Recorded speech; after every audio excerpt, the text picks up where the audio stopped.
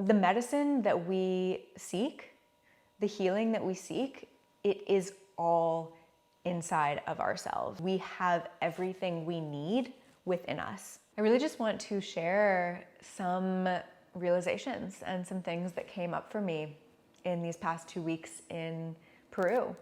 It might be a bit of a ramble, so thank you for allowing me to express whatever comes up.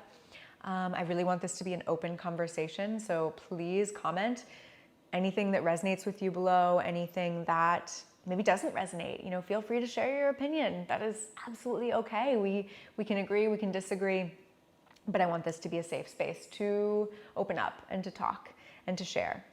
So yeah, let's get into it. Let's start with a card. What do we need to know? I'm feeling this one. The 10 of emotions.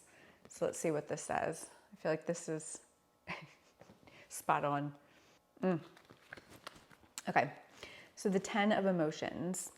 The key words here are happiness and fulfillment, a spiritual awakening, family, community, joyful and meaningful connection, a completion, being heart-led and on purpose, connecting with the universe and with others in love, a joyful manifesting of hearts and loves, a unity of souls and minds, and a cycle of completion comes to fruition as all hearts align.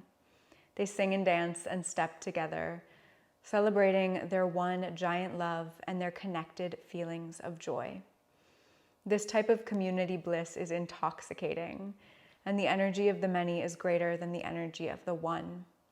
These ancient dancers know that when you connect with a group of like-minded and like-hearted souls for this kind of vibrational healing, you connect with Source and with all energy that will forever amplify your ability to love. Seek community, love, connection, and know that this card means it's on the way. Enjoy this high vibe moment and feel into its emotional outpouring of faithful alliances and support. You will be flooded with love, and your only task is to soak in it. And then there's a little quote. It says, "And we shine our essence and radiate bliss in devoted, happy phrases, hearts wide open, trusting the tides of amorous, tender phases." Ooh, this is just so interesting because it resonates so much with part of what I wanted to talk about today anyway. So I just got back from 2 beautiful, amazing, just incredible weeks in Peru. And for those of you who have seen my ayahuasca videos and some of these other videos that I've shared, you probably already know this. For those of you who are new, I lived in Peru in the Sacred Valley pretty much all of last year, all of 2022. So yeah, the Sacred Valley was my home. I made some incredible connections and incredible friendships while I was living there, and I worked there at an ayahuasca retreat. And so this trip, these 2 weeks, was just the opportunity to be back in that space. I really didn't have any intention to work with plant medicine or, sit with ayahuasca. I just wanted to be back in the space of the valley, back in that energy, which is so beautiful. And really more than anything, to be with people that I love, to spend time with the people that I was going with, and also to reunite and have a little reunion with the people who I knew from before. I was very open to working with plant medicine if that was something that would arise and if it was something that felt right at the time. I'm bringing this up because I got asked this question a lot. Are you going to be working with ayahuasca when you're back in the valley? Are you going to be working with Wachuma, San Pedro, cactus medicine, or any of these other medicines? And I did not. It just didn't. I didn't have the calling. I didn't feel the need or even the desire. And So that's something that I want to touch on today, but there's multiple things that I want to touch on today. So just so you know, this video is going to be very much just a free conversation, an open conversation. I don't have anything planned. I don't have anything scripted out for this video or really even thought up ahead of time. I just want to share some of the things that came up, some of the realizations, and even just things that I'm still thinking about from these 2 weeks in Peru. And definitely a lot of it does have to do with plant medicine and ayahuasca, just because that is a prevalent part of what I've experienced in that part of the world and what many people maybe experience when they go to Peru, and especially with the intention of going to the Sacred Valley or the Amazon. So I spent 2 weeks in the Sacred Valley. I was in Pisac, which is a really cute little town kind of nestled between Cusco and a town called Urubamba, which is where I actually lived when I lived in Peru last year. And Pisac is a very interesting town with a very interesting energy. There are a lot of people that go to Pisac in search of healing, in search of plant medicine, in search of transformation. And there's a lot of beautiful energy that comes from that space. There's also a lot of challenging energy that comes from that space. And I think that there's a lot of conversation that can be had around this topic. Unfortunately, when you have large groups of people who kind of end up in one space with this intention of healing or with this, seeking of healing, at the same time, you are going to have people that then are looking to profit off of that intention or are looking to, whatever it is. I hate to say take advantage. However, it is something that is happening in this plant medicine space, and it's something that needs to be talked about. So you have really beautiful people who are coming with the intention to heal and to serve, be of service, support this process. And then you also have people who are coming simply because they know that they can take advantage of the fact that people are looking to heal, right? So these maybe people who are calling themselves shamans who really haven't done the work themselves. And, when I think of a shaman, I think of truly like indigenous people who have worked with these medicines for a very, very long time. I am kind of thinking of shamans indigenous to Peru and the Amazon. Of course, I understand that there are shamans in all parts of the world. However, just for the sake of this conversation, I'm more so referencing shamans around the Amazon basin working with medicine like ayahuasca, right? So these shamans have worked with this medicine for their entire lives. Some of them from the age of 8, 9, 10, and they've done really intense, plant dietas, different things like this. So it brings up an interesting conversation when you start to have people calling themselves shamans who don't come from this same lineage, who don't come from maybe an indigenous background, or at least the amount of time working with these sacred medicines. Now, I do not believe that it has to be that way all the time. I do think that there's exceptions. I think there's beautiful, incredible healers with the pure intention to heal who maybe haven't been working with the medicine as long, or maybe they're not from some of these indigenous tribes. There's no hard and set rule for any of these things. I just think that it's really, really important that people are aware and make sure that they know what to look for to take care of themselves and to be safe and to not be taken advantage of. So there's a lot around this topic of plant medicine in these parts of the world, in all parts of the world, really, where I think there just needs to be more open conversation. And I think that that's part of what I wanted to address in this video today, because this came up so much during my time in Peru in the past 2 weeks, was this conversation with friends, with shamans, with people working in the plant medicine space, people curious about the plant medicine space, in terms of what is really happening and how are these shifting energies and the way that this work with the medicine is evolving, how is that affecting the energy of the medicine itself? Yeah, there's just a lot of conversation happening around what is right and what is wrong. And to be honest, I don't think that there is a right or a wrong. I think it goes back to intention more than anything.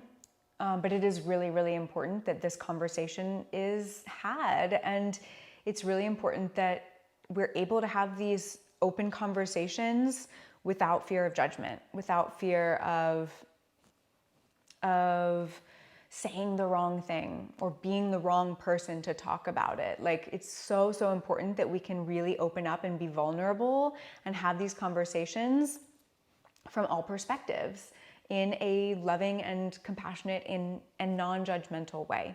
The more we can talk about it openly, the more we can understand each other and really figure out how to make these sacred medicines accessible in a way that is also authentic and also benefiting the cultures that they come from, giving back to the cultures that they come from, just really supporting everyone involved and not taking advantage.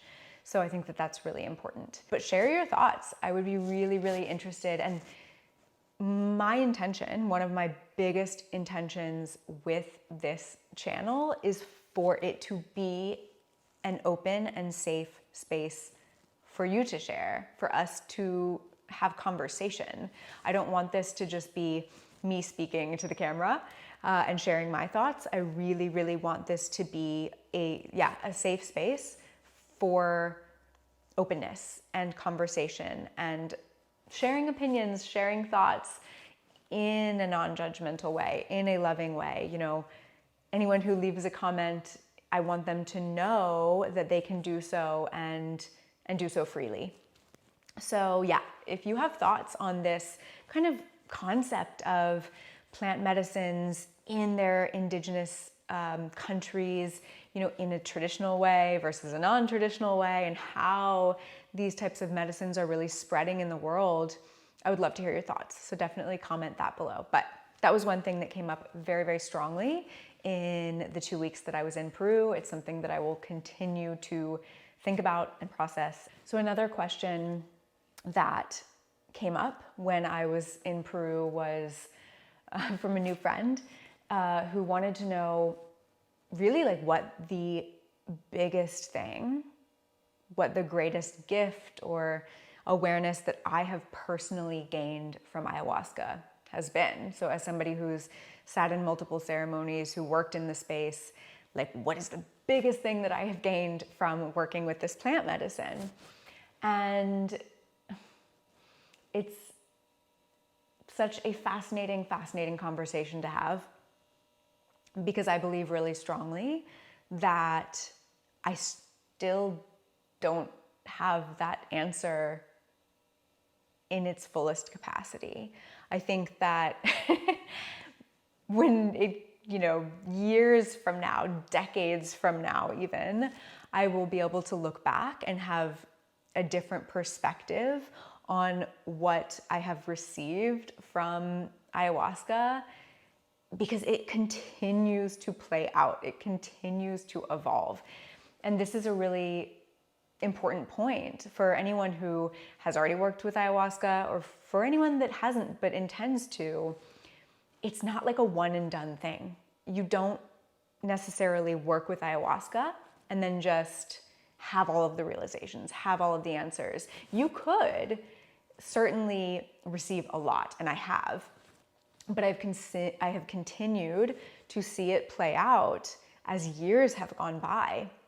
And really honestly, the most incredible gift that I have received from working with ayahuasca has actually been the connection to people, the connection to humans, to the people I've met along the way, the friendships I've made, even if it's a one-off connection and I never see that person again, but they have left an imprint and an impact on me, and maybe I've done the same for them.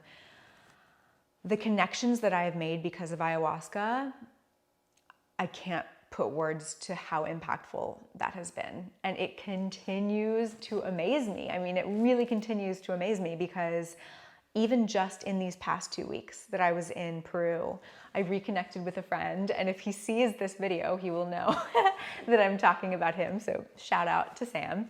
But I reconnected with a friend who I had briefly lived with years ago. It's probably been like 6 years ago, in Australia on a barge in the middle of the river for like 2 weeks.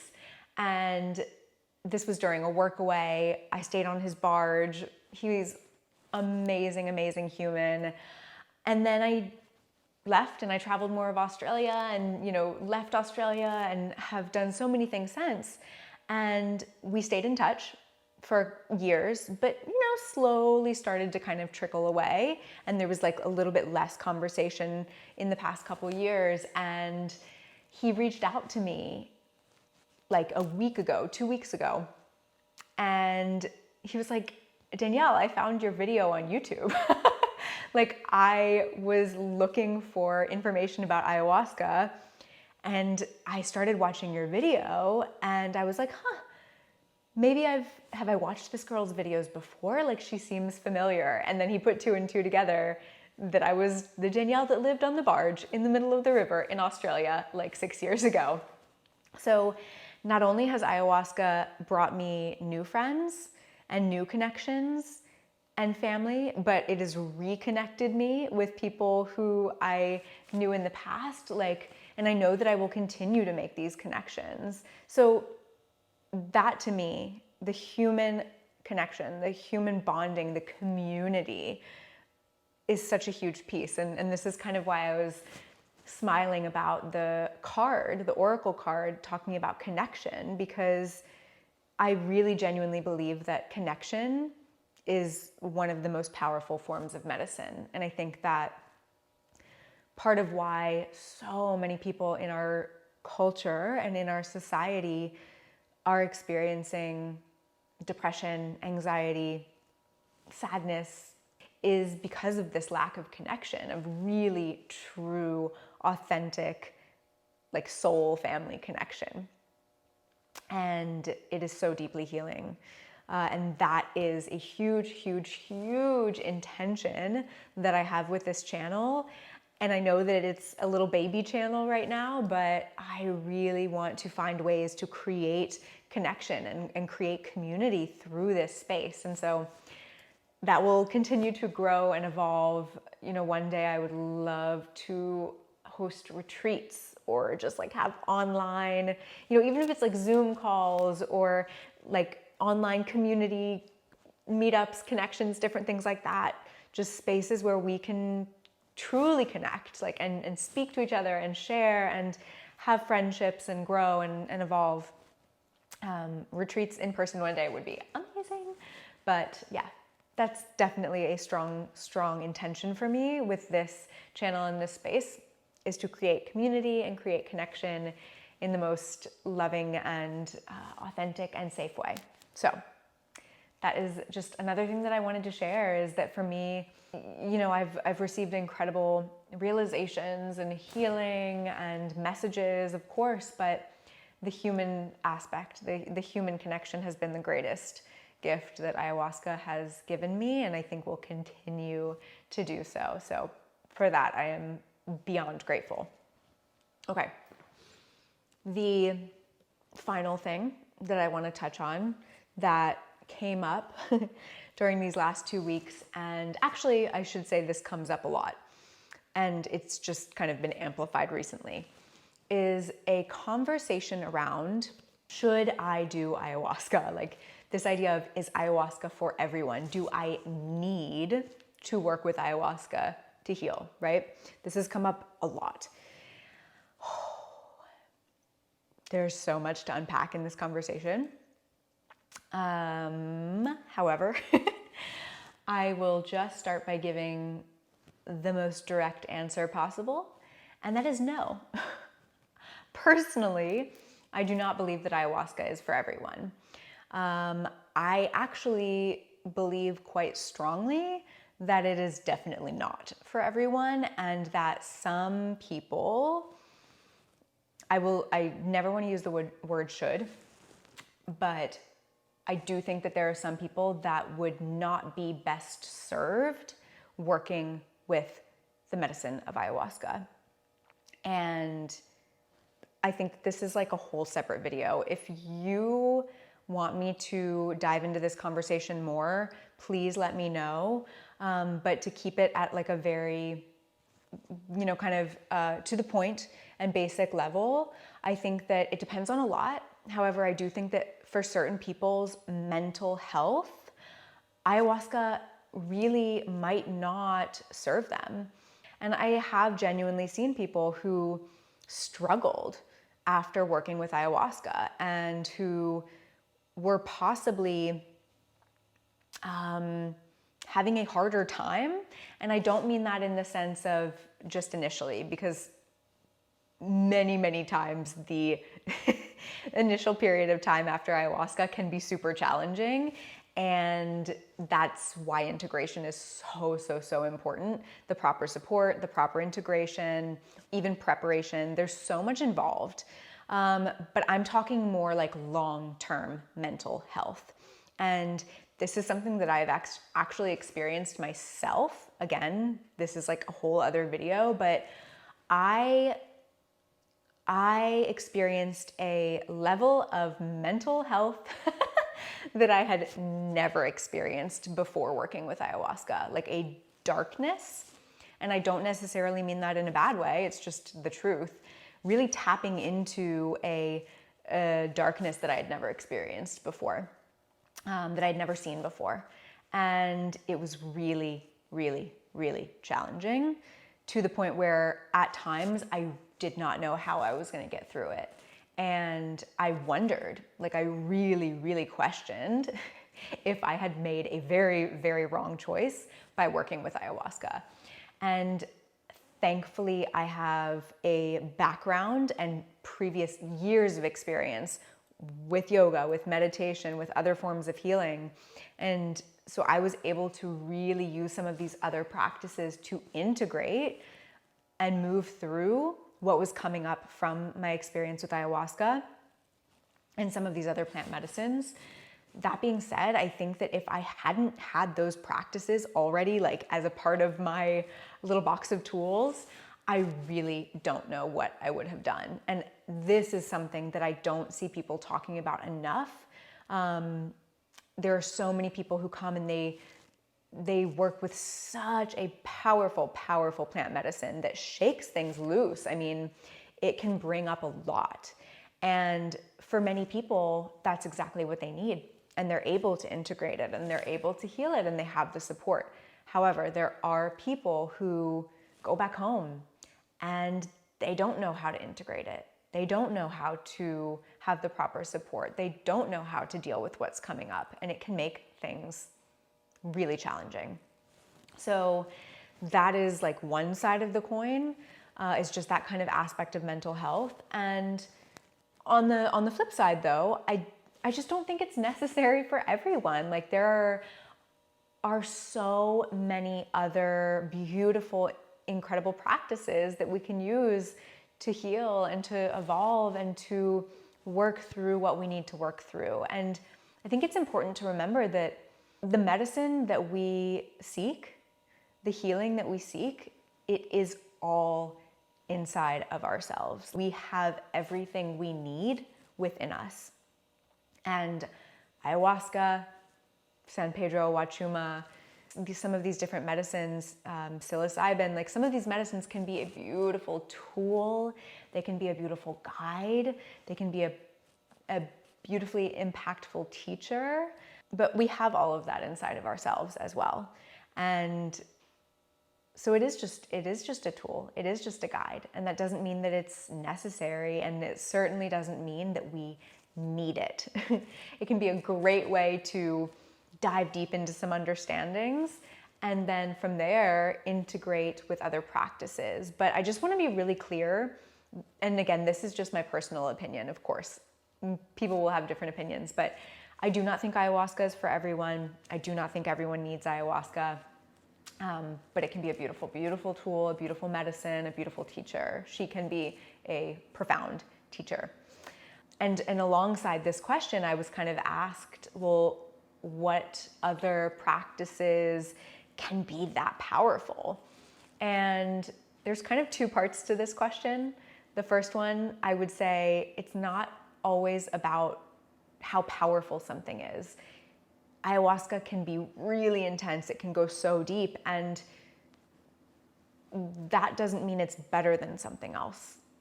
We can heal with really gentle practices and really soft and nourishing practices and medicines. It doesn't have to be this like super intense, impactful thing for it to heal us or for it to be better or whatever it may be. And sometimes I actually think that the more soft, nourishing medicines can be even more impactful because it might be slower, but it's more sustainable and it allows us to really ease into it and continue with it in a more sustainable way.